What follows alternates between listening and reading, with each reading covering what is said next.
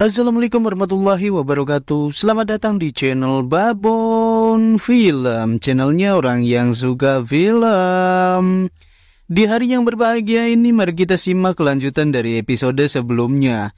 Makin kesini tentunya makin seru banget nih untuk ditonton.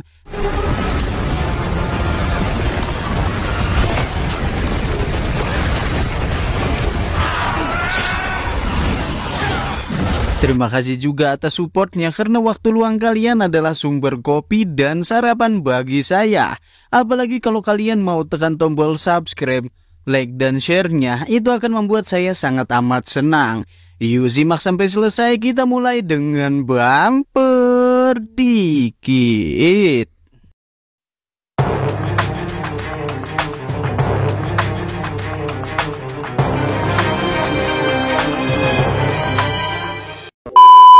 Tiga 3.000 tahun yang lalu kita diperlihatkan sang dragon terdahulu, sebut saja Leos, dan Amirlin terdahulu, sebut saja Latra.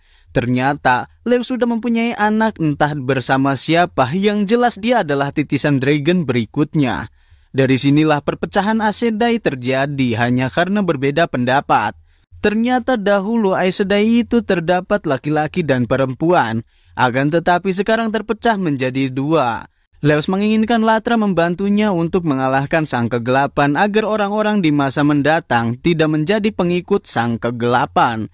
Namun sayangnya Latra menolak.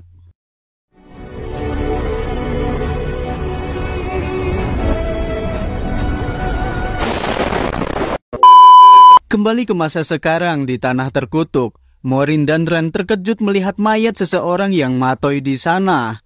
Morin memperingati Ran untuk tidak menyentuh apapun yang berada di sini, karena sekarang mereka sedang berada di Tanah Terkutuk. Setelah itu Morin yang melihat 7 menara Malkier memutuskan untuk beristirahat sejenak. Di sini Morin memberikan makanan kepada Ran karena ia harus memulihkan kekuatannya, agar ketika berhadapan dengan sang kegelapan dalam keadaan yang prima. Lalu diperlihatkan Egwene yang sedang mengemasi barang-barang karena ia akan menyusul Ran di Tanah Terkutuk. Tapi Perrin mencegahnya agar Egwene tidak menyusul mereka. Karena selain dragon, mereka semua bisa matoi di sana karena diserap oleh sang kegelapan. Ia meyakinkan Egwene bahwa Ran itu pasti akan baik-baik saja di sana. Mendengar itu, Egwene baru bisa tenang. Kemudian Lan yang sedang menyendiri dihampiri oleh Na'vi. Di sini Na'vi menenangkannya dan ia juga menjelaskan bahwa dulu sebenarnya ia bukan melacak Lan. Akan tetapi ia melacak Morin. Dikarenakan Morin memiliki sebuah tanda, jadi karena itulah Na'vi bisa menemukan keberadaan mereka. Di sini Na'vi bersedia membantunya agar Lan bisa bertemu dengan Morin. Lalu Lan yang sudah tidak bisa menutupi perasaannya lagi mengungkapkan isi hatinya kepada Na'vi. Jadian.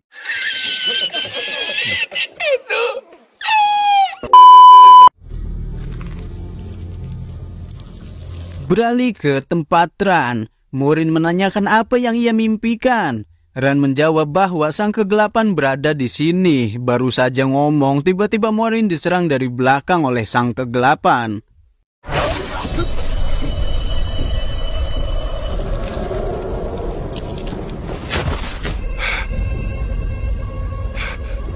Ran yang melihat itu langsung menyerang sang kegelapan menggunakan panahnya. Disinilah kita diperlihatkan wajah asli dari sang kegelapan.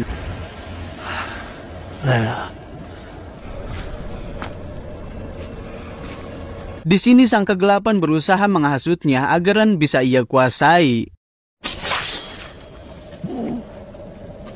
Ketika sang kegelapan melihat pedang yang dimiliki Ran, ia memberitahu bahwa ayah kandung Ran sebenarnya sudah lama meninggoy. Sang kegelapan juga memberitahu Ran bahwa yang mengurus ia selama ini bukanlah ayah kandungnya, melainkan ayah angkat. Ran tidak ingin mempercayai ucapannya. Ia yang sadar ini hanyalah mimpi belaka, memutuskan untuk menusuk dirinya sendiri. This is a dream. Benar saja seperti dugaannya bahwa ini semua hanyalah mimpi belaka.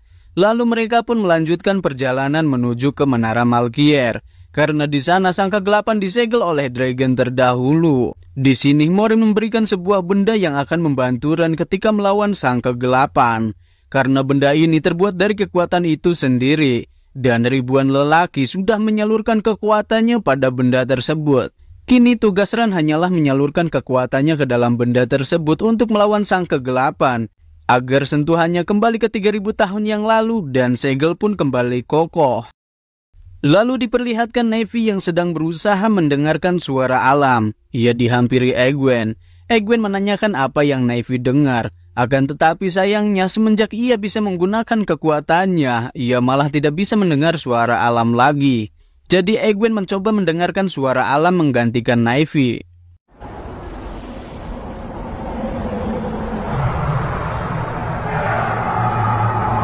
Namun yang ia dengar sama seperti ketika desa Beltane diserang. Bahkan ini jauh lebih keras lagi. Merasa ada yang tidak beres, mereka memutuskan untuk mendatangi Novi di barnya. Lalu mereka menanyakan apa yang Novi ramalkan kepada Ran. Tapi sayangnya Novi tidak mau menjawab pertanyaan itu karena ini adalah urusan mereka. Kemudian Novi tiba-tiba mendapatkan penglihatan buruk.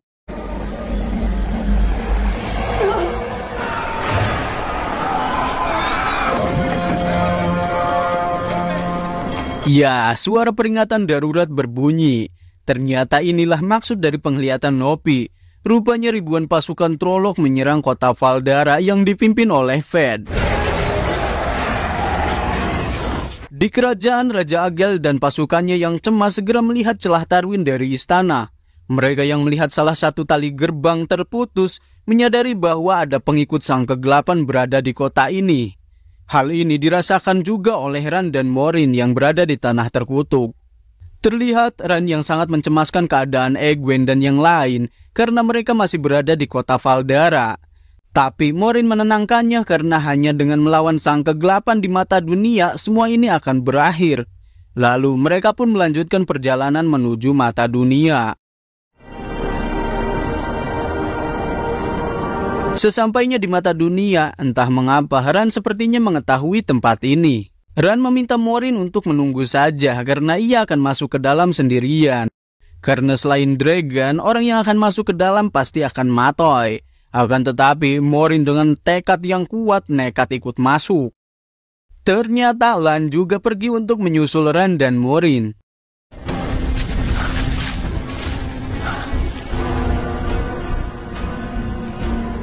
Lalu di kerajaan, Raja Agel sedang dipakaikan baju zirah oleh Nadia karena ia memutuskan akan ikut berperang melawan ribuan pasukan Trolloc. Nadia menyarankan agar sang raja tetap berada di istana saja karena ia tahu celah Tarwin tidak akan bisa menahan serangan pasukan Trolloc yang sangat banyak.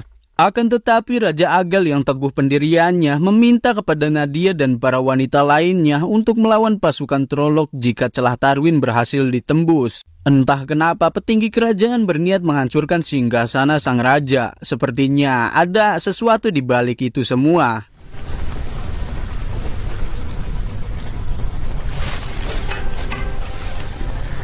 Sesampainya Ran dan Morin di bawah, mereka melihat sebuah simbol yin dan yang. Tiba-tiba Ran mendapatkan ingatan Dragon terdahulu ketika melawan sang kegelapan di tempat ini.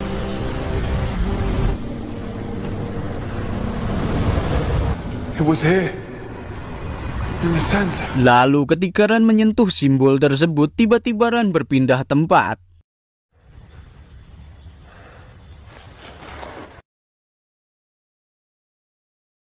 Di sini Ran melihat Egwene yang sedang bermain dengan bayi. Ternyata itu adalah anak Ran bersama Egwene. Ia yang melihat ini merasa sangat amat senang. Ternyata Ran memasuki ilusi yang dibuat oleh sang kegelapan. Morin berusaha membangunkan Ran yang tidak sadarkan diri. Akan tetapi secara tiba-tiba sang kegelapan muncul di depan Morin. Morin pun langsung menyerangnya. Tapi sayang serangannya tidak bisa mengenai sang kegelapan. Malah serangan itu berbalik kepada Morin sendiri.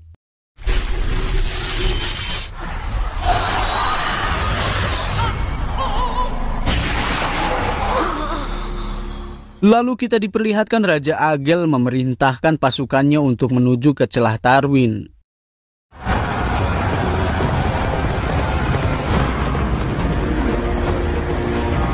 Semua warga kota Valdara berbondong-bondong pergi meninggalkan kota tersebut, termasuk Novi yang secara diam-diam ikut meninggalkan kota Valdara. Selain itu, pasukan wanita kota Valdara yang dipimpin oleh Nadia sedang mempersiapkan peralatan tempur. Karena jika celah Tarwin berhasil ditembus, maka merekalah yang akan melawannya.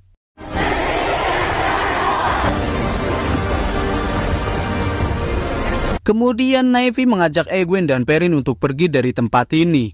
Akan tetapi Egwene menolaknya, karena ia tak ingin meninggalkan kota ini begitu saja. Apalagi Ran sedang berjuang melawan sang kegelapan di mata dunia. Tak lama Demes mendatangi mereka untuk memberitahu jika semua wanita yang memiliki kekuatan harus bersiap mengikuti perang. Lalu kita diperlihatkan pasukan Raja Agel dan pasukan kegelapan yang sedang berperang.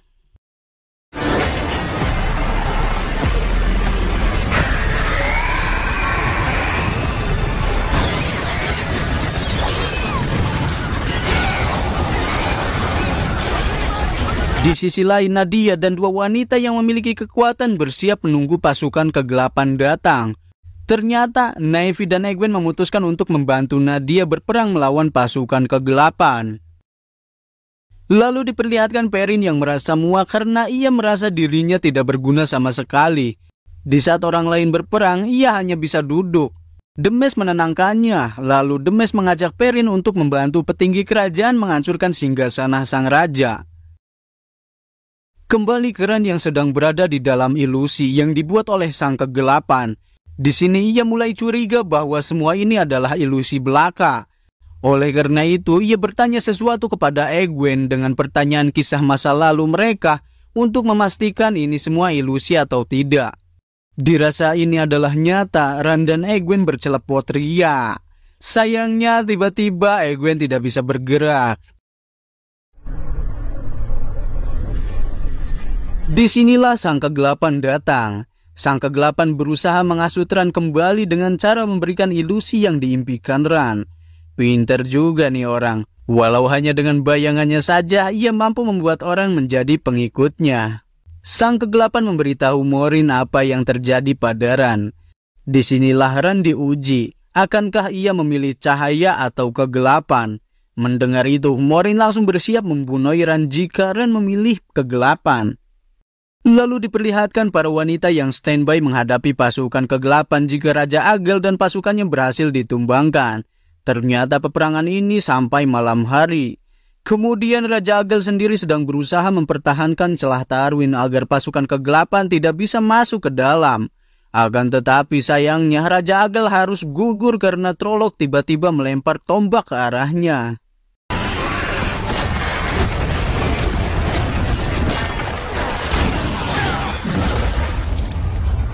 Lalu kita diperlihatkan seseorang yang mengetuk pintu masuk istana. Disinilah terungkap siapa Pain sebenarnya. Ternyata dia adalah pengikut sang kegelapan. Jadi dia bukan pedagang biasa.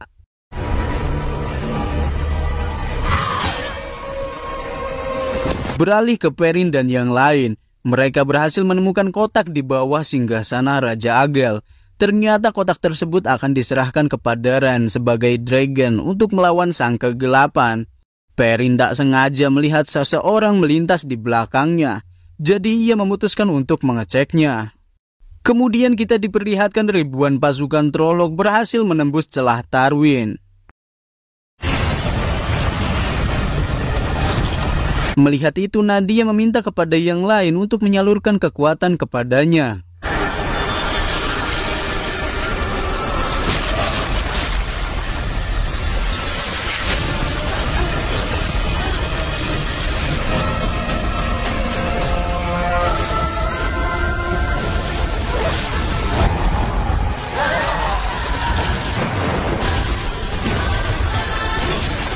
Namun sayangnya karena terlalu memaksakan, satu persatu dari mereka tumbang. Naivi yang melihat Egwene akan terbakar akibat terlalu memaksakan, ia pun mengalihkannya kepada dirinya sendiri.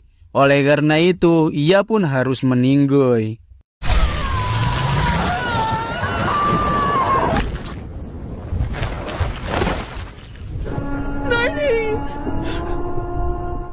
Kemudian terlihat Ran yang sudah mulai terhasut oleh sang kegelapan karena ia menginginkan ilusi ini menjadi nyata.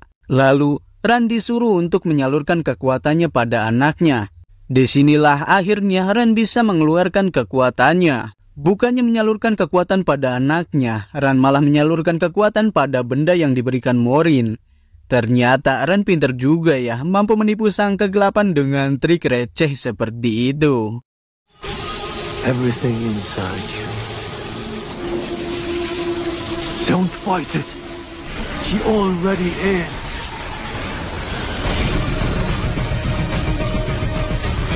No. You can remake the world in be the story.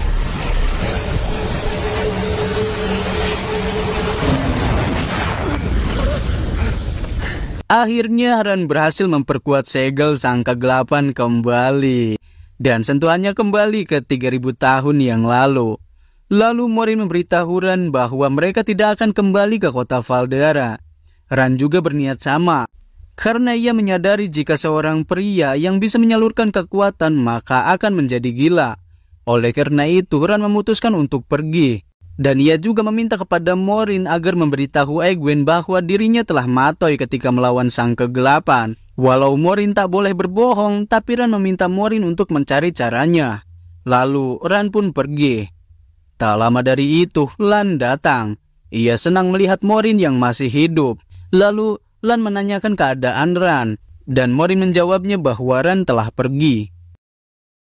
Kemudian kita diperlihatkan Perrin yang terkecoh oleh seseorang. Ia pun langsung berlari karena mendengar suara pertarungan. Ternyata itu semua adalah ulah Pain. Di sini Demes juga harus gugur karena dibunuh oleh Pain. Pain juga mengambil kotak tersebut lalu menjelaskan bahwa ini adalah awal dari peperangan. Karena Perrin masih dibutuhkan untuk misinya nanti, Pain memutuskan untuk tidak membunuh Perrin di sini. Setelah itu ia pun pergi. Lalu kita diperlihatkan keajaiban yang datang kepada Na'vi. Karena Egwene berhasil membangkitkan kekuatannya dan tanpa sadar ia telah menyembuhkan Na'vi hingga Na'vi bisa hidup kembali. Kemudian kita diperlihatkan Morin yang sedang memegang batu kinyang susu. Ketika Lan menanyakan batu apa itu, Morin menyadari bahwa ini bukanlah akhir dari peperangan, melainkan ini adalah awal dari peperangan.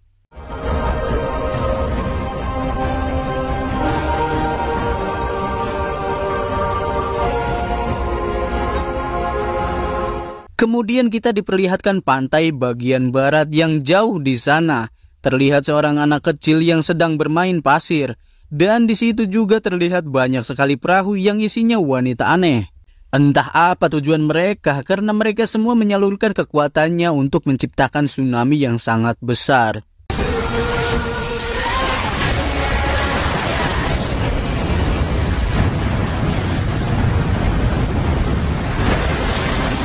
Oleh karena itu, The Wheel of the Thames Season 1 tamat. Oke teman-teman, buat kalian yang sudah menonton dari episode 1 sampai akhir, saya ucapkan terima kasih. Buat yang mau request film bisa langsung banjiri kolom komentar saja. Oke, terima kasih. Arigatou gozaimasu. Sayonara. Buah kecapi, buah merkisa. Mari kita ngopi pemirsa. Seruput kopinya.